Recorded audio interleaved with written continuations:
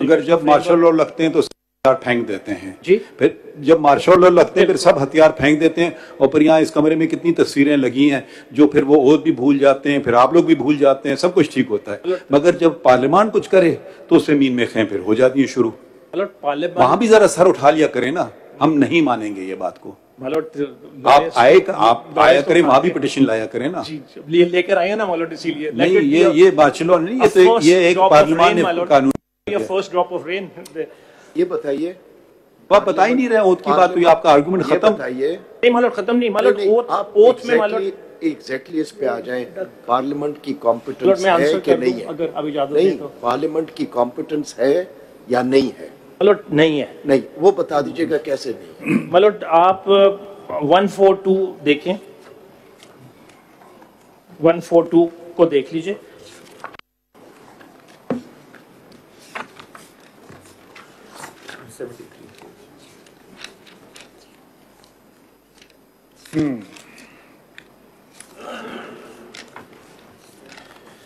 One 142 के अंदर subject matter of federal and provincial laws, subject to the constitution, then it again says subject to the constitution. So this is restricted power.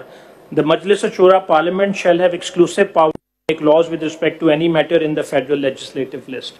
Now if 142A is read with entry 55, it does not give them any power which controls the procedure, because that's a constitutional power under article 55 item 55 में है ना, आप वो पढ़ लें, उसका तशरीह की बात है उसकी। मतलब इसको सी भी पढ़ लें हम, अगर 142 जो मर्जी पढ़ना चाहें। 142 के ऊपर आए हुए हैं तो सी में there is a prohibition on that also, इसको भी मद्देनजर रखना जरूरी है।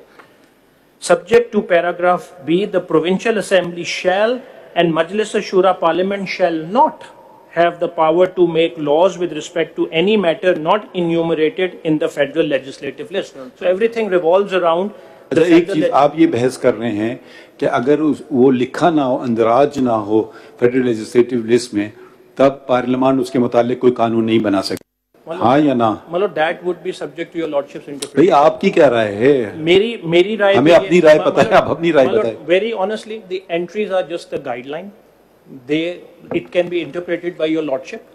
I am here to assist this honorable court. I am not here to win or lose the case, my lord. I have to. आपकी राय क्या है? असिस्ट कीजिए ना। My lord, मेरी राय ये है कि these words of 55, अगर आप इजाजत दें मैं पढ़ देता हूँ। Jurisdiction and powers of all courts except the Supreme Court with respect to any of the matters in this list and to such extent as is expressly authorized by or under the Constitution, the enlargement of the jurisdiction of the Supreme Court and the conferring thereon of supplementary powers. इस wording में even with अच्छा एक second, इनकी जो बहस है other side की, इनने जो नोट्स फाइल किए उन्होंने ये फरमाया है कि हम आपके हकूक सुप्रीम कोर्ट के सलब नहीं कर रहे हैं या कम नहीं कर रहे हैं, हम इनको बढ़ा रहे हैं। पहले 3 लोग या 5 लोग या पूरी जो भी 5, 6, 7 की बेंच सुन सकती थी एक केस, अब हमने एक अपील का भी इख्तियार दे दिया है। तो ये पॉइंट आप उधर ले जा रहे हैं ना, तो इसमें हम तो अपने पास तो अपील नहीं सुनेंगे, आप ही फैसला करेंगे। तो इसमें आप बस आपका कहना है कि जो एक दफा सुप्रीम कोर्ट ने फैसला कर लिया वो हतमी होना चाहिए, उस पर कोई अपील नहीं होना चाहिए, ये आपका मौक़िफ़ है? मेरा ये मौक़िफ़ बिल्कुल नहीं है। तो फिर समझाइए। जो मेरा मौक़िफ़ ये है, जो भी आप राइट दें, जो भी आप लॉ बनाएं, it has to follow what is provided in the constitution. अपनी मर्जी से पार्लियामेंट जो है whatever they think is right, नहीं तो पार्लियामेंट ये कह रही है सुप्रीम कोर्ट को मजीद इख्तियार दे रहे हैं, तो वो कॉन्स्टिट्यूशन को फॉलो करें, कॉन्स्टिट्यूशन को अमेंड करें। उनकी नजर में अब आपने पिटीशन फाइल की ना, उनकी नजर में उन्होंने सही किया है और उन्होंने मजीद एक फोरम दे दिया है।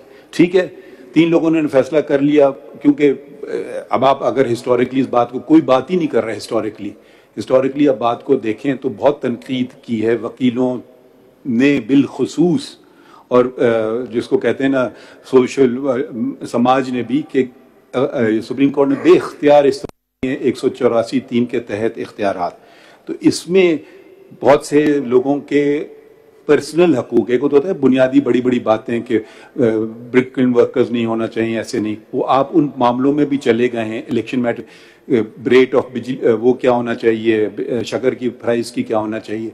तो अगर किसी को ये आपका फैसला नहीं पसंद आए तो कोई कुछ कर ही नहीं सकता है, बस खत्म ही हो गया।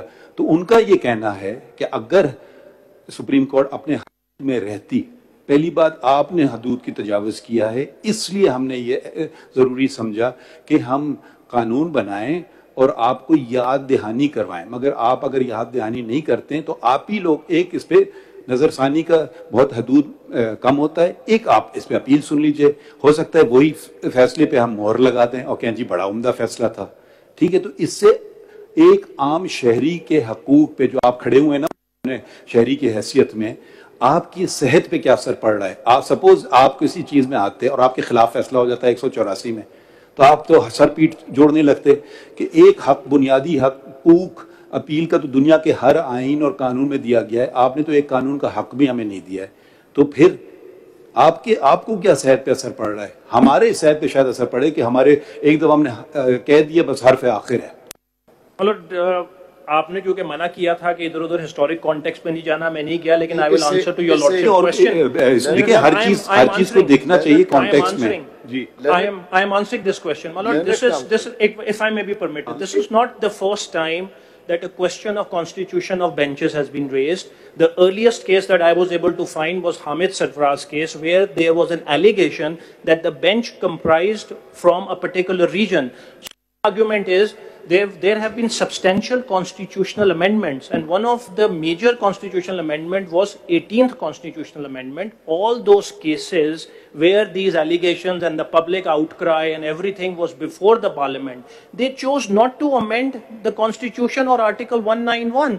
So this is not for your lordship to come and then say आप मेरे सवाल का तो जवाब दे ही नहीं रहे हैं। बिल्कुल यही उसका जवाब है कि जो आप क्राई की बात कर रहे हैं कि लोगों ने कहा आपको राइट, मैं आपको बता रहा हूँ आपको नुकसान क्या होगा, आपको क्या नुकसान होगा कि एक अपील आपको हक मिल जाए। Constitution is not being followed, that is a major नुकसान। आपको तकलीफ हो रही है इससे? मतलब मुझे से हो रही है because then the supreme court will swing after every year, every time a new chief justice will come, there would be no certainty of the decisions, there would be no certainty of benches that will affect the socio economic rights of the Pakistan. एक second ठहरिए, ये एक second, ये हम काम already कर चुके हैं।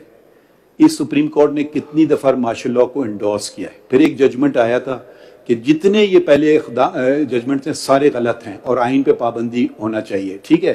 तो अगर आप कहते हैं कि नहीं, आप उसी लकीर पे अटके रहे हैं, तो आप कह रहे हैं अगले मार्शल लॉ का दरवाजा आप खुलवाना चाहते हैं हमसे। मैं ये कह रहा हूं कि everything has to be come within the honourable supreme court. The honourable supreme court has to sit down and come and maybe amend their rules, amend the laws. Learned council, ये बताइए, इंसाफ तक रसाई अगर parliament ने देनी हो हक, उस पे लेजिस्लेट नहीं कर सकती है पार्लियामेंट? बिल्कुल कर सकती है, बिल्कुल कर सकती है, बट लॉ को फॉलो करके, कॉन्स्टिट्यूशन को फॉलो करके। सुन तो ले,